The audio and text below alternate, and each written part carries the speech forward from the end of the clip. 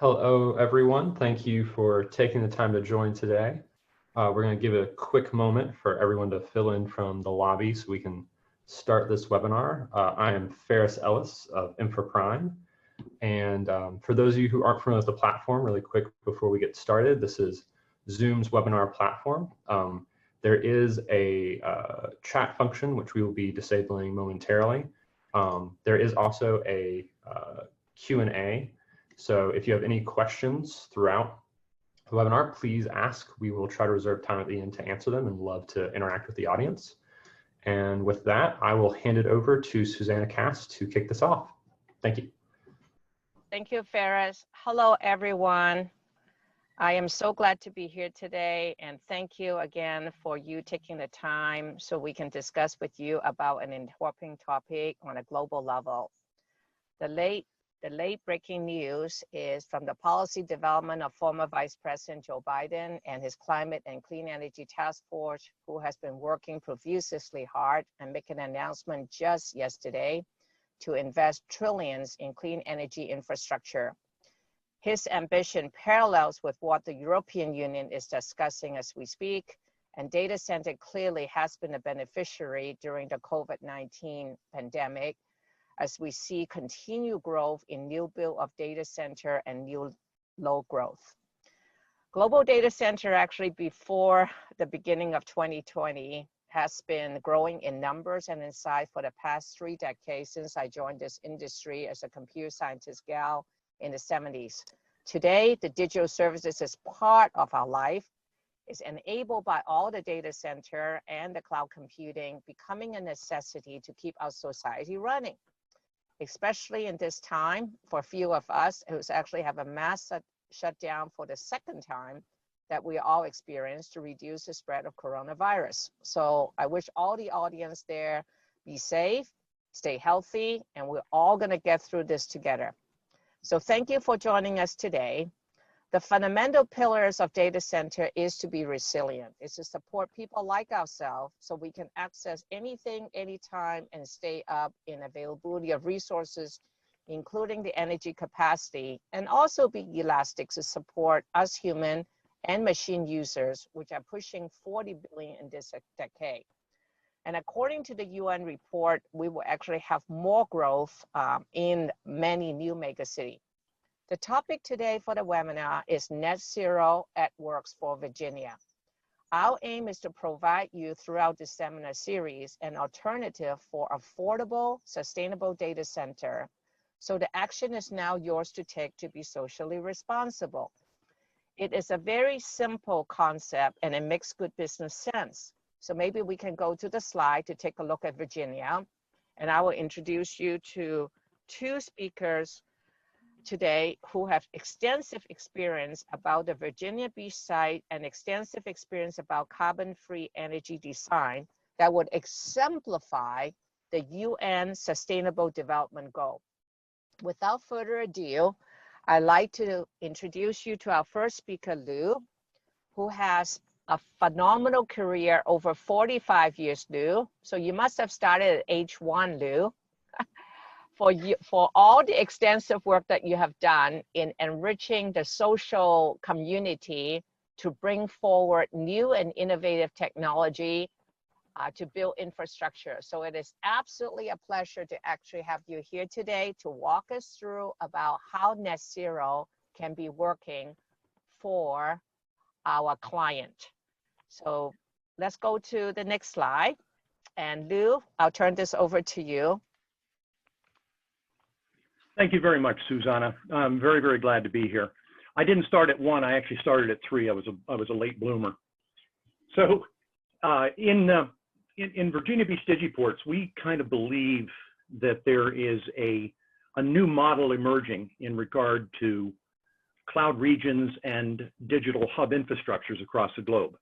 And that is, there's a move towards sustainable and, as you noted, socially responsible digital infrastructures, namely net zero. So we're trying to do our part in Virginia by developing a net zero data center park that will help to create a socially conscious and what we would call a digital ecosystem that will eventually attract a large number of global data center operators and subsea cables to the region. Now, we're already seeing evidence of this happening in that the 3 years that we've been involved in Virginia Beach, we have seen a lot of interest moving in that direction, especially in relation to its proximity to Ashburn, Virginia, which is the largest aggregation of data centers in the world. So, of course, this is also why we were especially excited about our relationship with InfraPrime, and we look forward to initially fielding approximately 40 megawatts of net zero data centers using their unique carbon-free energy technology. So this is no doubt, we believe, the future of digital infrastructures across the globe. Next slide.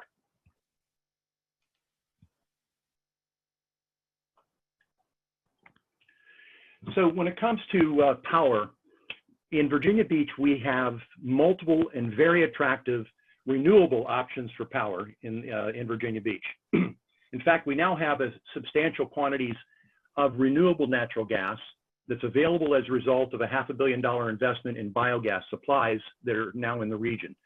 And this is a product of a partnership between Dominion Energy, the largest energy provider in the region, and Smithfield Foods, who runs the largest pork producing products in the United States. The combination of the two is to supply biogas by capturing environmental gases that would normally leave the farms. There's a lot of details that we won't go into about this, but it's an amazing series of technologies.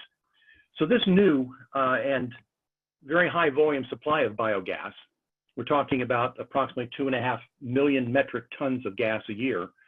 This has created actually an opportunity to field carbon-free energy to local industries, and in particular to the data centers that we plan to develop in this data center park. So the capture of this biogas is approximately the same amount of greenhouse gas emissions that would be approximately taking 500,000 cars off of the road or planting about 40 million new trees. So we're talking about substantial quantities of renewable natural gas that would normally be escaping into the atmosphere. So an important note here, renewable natural gas, when it's used in conjunction with fuel cells to generate energy, that can not only lead to a carbon-free energy, but also a net negative carbon footprint. And this is a factor that is completely and totally unheard of in the data center industry, with the exception of some small pilots. But operationally, we don't see this in the market yet. And that's what we're going to try to change. So, in fact, this 40 megawatt data center development that we're doing in partnership with InfraPrime, with a net negative carbon footprint, it could potentially eliminate 3 million pounds, or approximately 3 million pounds of CO2 equivalent in the atmosphere on a per annual basis. That's a significant amount of reduction of CO2 equivalent into the atmosphere. Now, this is also equivalent to about 350 million miles driven by an average car. It's also equivalent to about 22,000 homes electrical usage every year. And then in additive, we also have renewable wind generated supplies that are just offshore from Virginia Beach. And this will be the largest wind farm in federal waters in the United States. It'll eventually produce about 5.3 gigawatts of clean power. That's enough power to power about 600,000 homes. Next slide.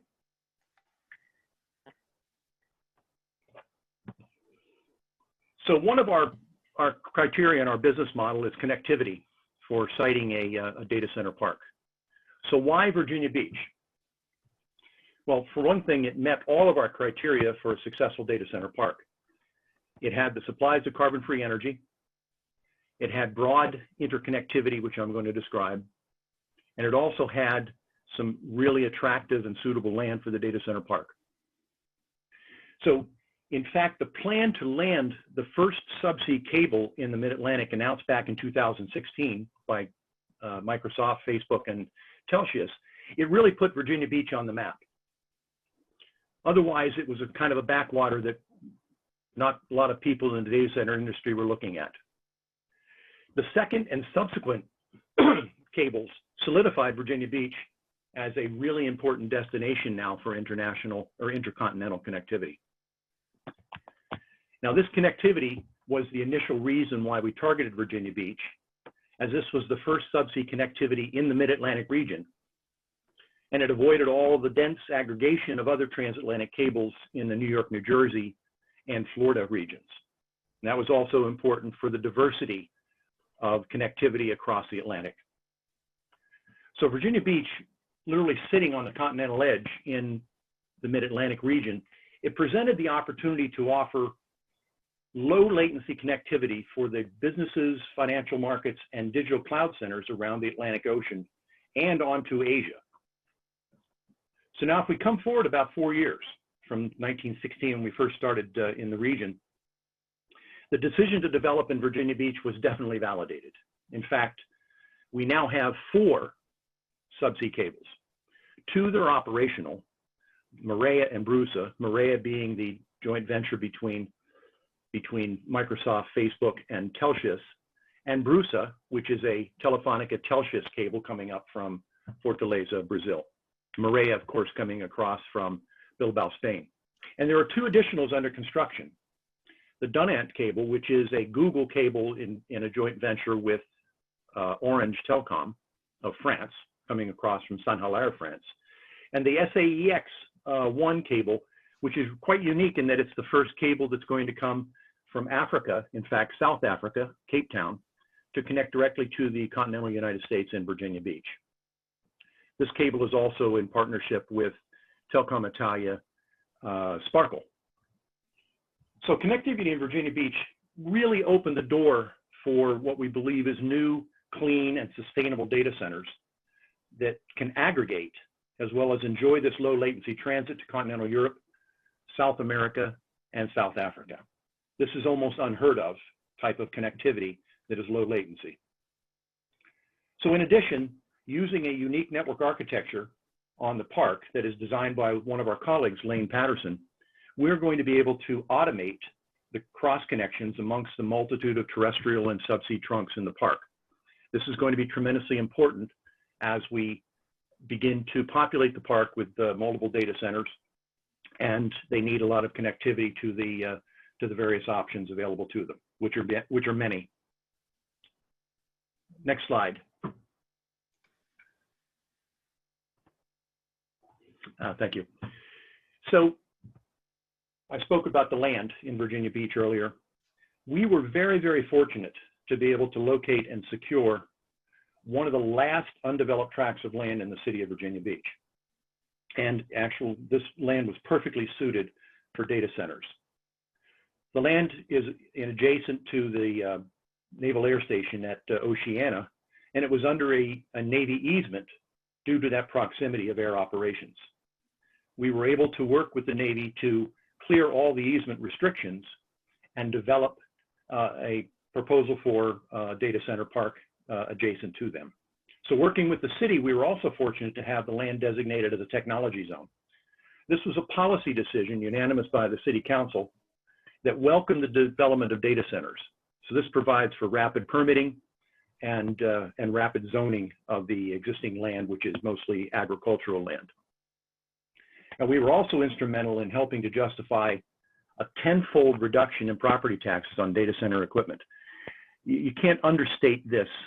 This is an amazing reduction. It went from $4 per mil to 4 cents per mil because we were able to convince the City Council and the Mayor's office that in a normal operational cycle of a data center, about every 3 years, there's almost a wholesale replacement of equipment. And every 3 years, you would have an additional tranche of taxes that would come in on the personal property in the data center. And then if you looked at it over a 10 or 15 year period of time, it would net out more tax revenues to the city than simply holding it at $4 per mil.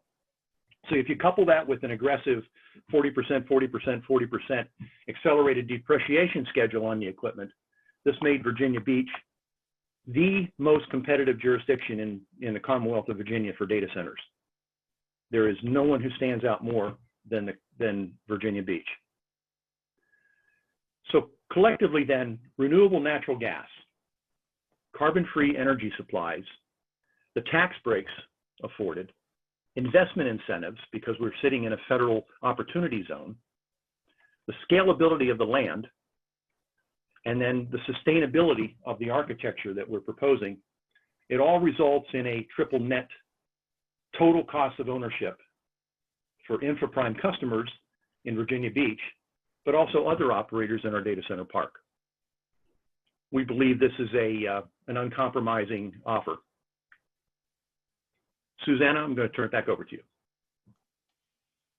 Thank you very much, Lou. This is amazing. In terms of just a very quick summary, what you have shared is accumulation of a career and a lifetime of the work and the leadership that you've done with your team. So in summary, for the audience, what Lou is basically saying is at Virginia Beach, it really is a viable option, affordable, feasible, support the leadership in terms of what we're all trying to do in terms of do good to the environment, but at the same time be able to do well for planet, people, and for profit. So, and the site is actually immediately available, and teaming up with InfraPrime will be our second speaker, Alberto, who is the managing director. We'll talk a little bit in more detail regarding how the 40 megawatt was being planned between his leadership design that has already been proven and used by Microsoft, the hyperscaler, and also recently selected by the European Union Clean Energy Design for Net Zero, which then delivers zero carbon emission and waste to support the UN SDG goal. So Alberto, thank you for joining us from Europe today. Can you please share with the audience in a little bit more detail the design that you had in mind that in collaboration with Lou for his site? With pleasure. Thank you, Susanna, for having me here.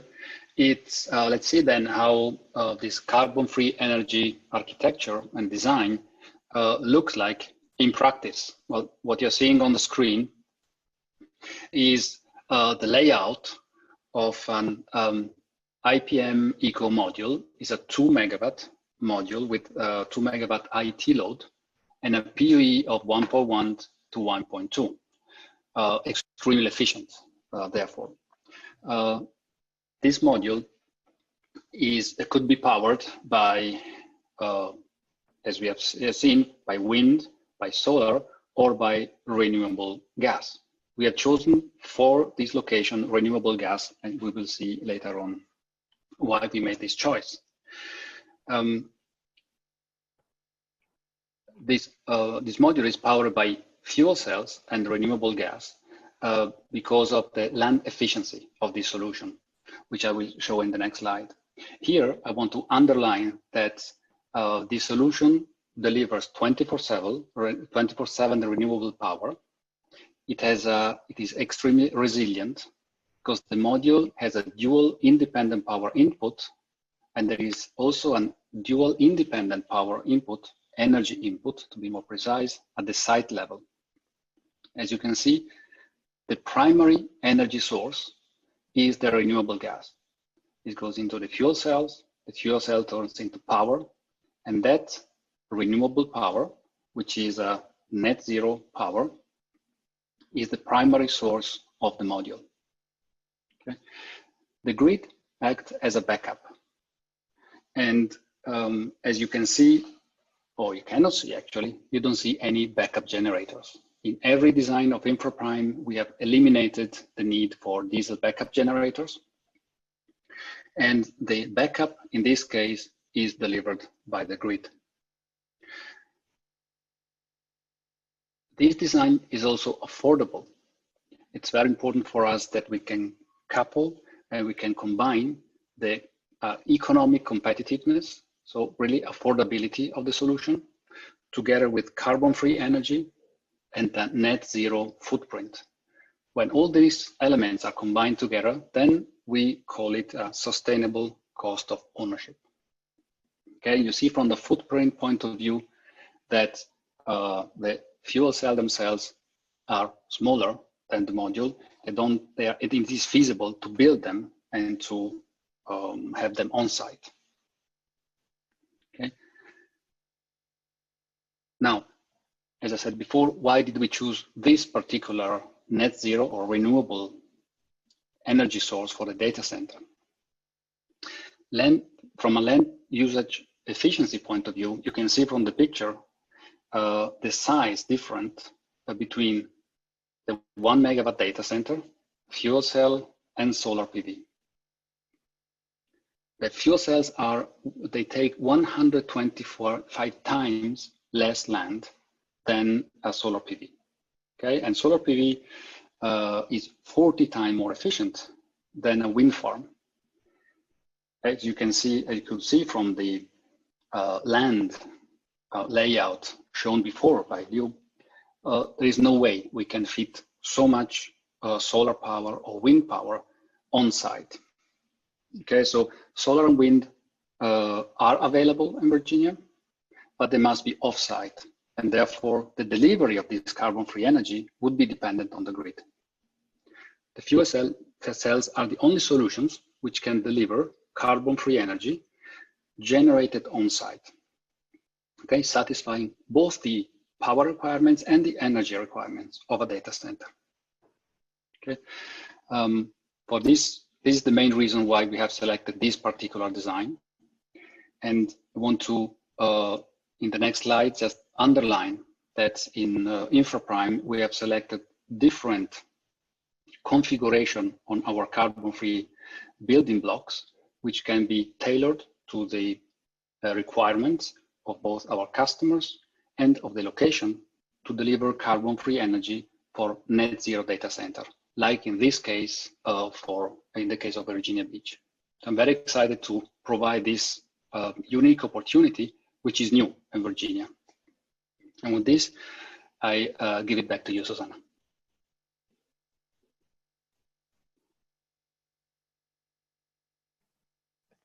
Thank you very much, Alberto. Let's go into time in our Q&A. We actually have one question comes up, and it's specifically relating to one of your design, Alberto. The audience asks, in your design, since it's an option for the client using your design to use the grid as a backup resource, he is curious to know, how will the local utility, obviously in this case will be Dominion, charge you for the 2 megawatt grid standby services? Mm-hmm. It's a great and very relevant question. As we know, the power cost when you're connected to the grid, they have two components. One you pay for the power, for the capacity, and the other one you pay for the energy, for the kilowatt hours or megawatt hours that you use. This design eliminates the energy bill, the energy part of the bill. Of course, you will have to pay for the service of being connected to the grid that will deliver you the capacity. That is not eliminated, but the cost reduction is really relevant because the energy part is usually the larger part of the bill.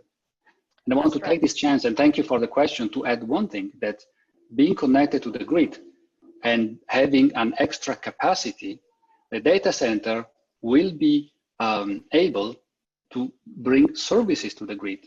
And in the future, we are envisioning data center which will deliver services to the grid and be paid for that. So actually, it's not unthinkable that you will not have a bill from the grid, but you will have also bill to the grid, which will offset or even have a net income from running your data center and being connected to the grid. Thank you for pointing out. I also like to invite Lou, who is the sustainable infra developer and the owner for the Virginia Beach Data Center Park, to perhaps add the comment to it, because you're the one driving the relationship with Dominion for the entire data center park. And the 40 megawatt carbon-free energy is only it's an important aspect of it amongst the park. So perhaps you have some comment that you wanted to add, Lou, to the audience. Yes, thank you, Susanna. We have been working with Dominion Energy from the very beginning. It's critically important, and when we started to build our business model and looking at the potential scale of the park, that we would have on tap at any point in time in our development cycle enough grid energy to supply the data centers. And Dominion Energy being very adept at doing this, especially in Ashburn, where they have brought a tremendous amount of power, they have been able to keep up with what we had considered our forecast of upwards of 400 megawatts, and really on the high end, potentially 600 megawatts of grid power, of which in a net zero environment, that would be backup power, that would be standby power, as Alberto had just mentioned. They are very receptive to the development of on-site generation of power and the output of that power to the grid. Of course, as a regulated utility, they have no choice but to welcome it and to pay for that power. Now, one of the things that has come about as a result of our relationship with InfraPrime is the notion that the park itself would actually underwrite the generation of power, that we would not just do it on a per data center basis, but potentially we would expand and centralize on the park the deployment of fuel cells to power any and all data center architectures that may come in from other customers. So effectively, we would become a power supplier and underwrite the capital costs of the development of such on the park and supply that to our customers, all the while, this is a key point, all the while completely eliminating the need for diesel backup generators. Having worked closely with the local communities in the area to tell them about the eventual development, you have a lot of local communities that are concerned about being close by with data centers, and they're particularly concerned about having the noise associated with diesel backup generators that are run once every couple of weeks for about 30 minutes.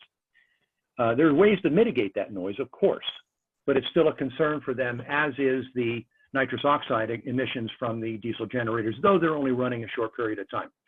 So the development of fuel cell provided energy in the park is something that the local communities would absolutely welcome, and we'd be very pleased to be able to deploy, for the first time ever on a park level, renewable energy generated inside the park. Thank you. Thank you, Lou, and thank you, Alberto. Both of you clearly have shown your joint leadership and how well your team really worked together to bring a complete solution to the client. And what I found innovative about it is not so much just the technology, although there's definitely a lot of depth into it and a lot of design, a lot of hard work that gone into it that is very innovative and disruptive. But in addition to actually focus on technology, what I admire both of you is really very environmentally conscious, and at the same time, you bring new business model. So we have a few minutes remaining, so maybe this is a good time for Lou. I would really like you to repeat regarding the incentive that you have arranged with the local state authority, the tax incentive relating to the reduction to the audience. That is really a big deal, to bringing $4 down to 4 cents. Can you just summarize takeaway for the audience today? And then I'll go to you, Alberto. Perhaps you can also share with the audience in terms of the engagement model that you have arranged, that they can also assume that they can also enjoy all the benefits they hear today at Virginia Beach as a service. So Lou, I'll start with you first to summarize a takeaway for the audience today. Yes, again, thank you, Susanna. This is a point that really needs to be stressed, and I'm glad you brought it up again. Back in 2016, I had noted earlier Virginia Beach was, and I don't mean it in a negative sense, but it's kind of a backwater from the standpoint of data center infrastructures, because there were no data centers in the city, with the exception of one small one over in Norfolk.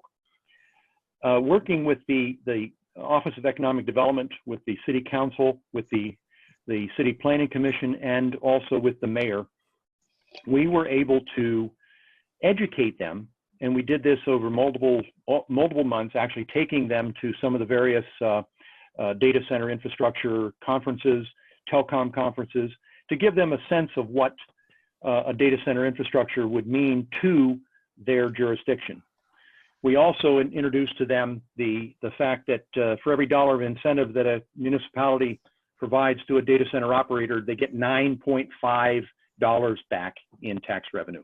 That is unheard of when you consider that a residential development costs the municipality and a typical business delivers 1.57 cents or $1.57 to back in tax revenue. So we were able to convince the city council and then have a unanimous decision by the city council and mayor's office to reduce the personal property taxes on data center equipment. You know, these are the routers and servers and memory and so forth that operate inside a data center, from $4 per mil, $4 per $1,000 of value, down to 40 cents, 4 cents, 40 cents. And we showed them through the financial office of the city how that could return even more tax revenues to the city, because it incentivizes the data center operators to come there. And then when you couple that with the aggressive depreciation schedule, every 3 years when you're replacing the equipment, it has on your books effectively a net zero value. So it's a tremendous incentive for data center operators to be there.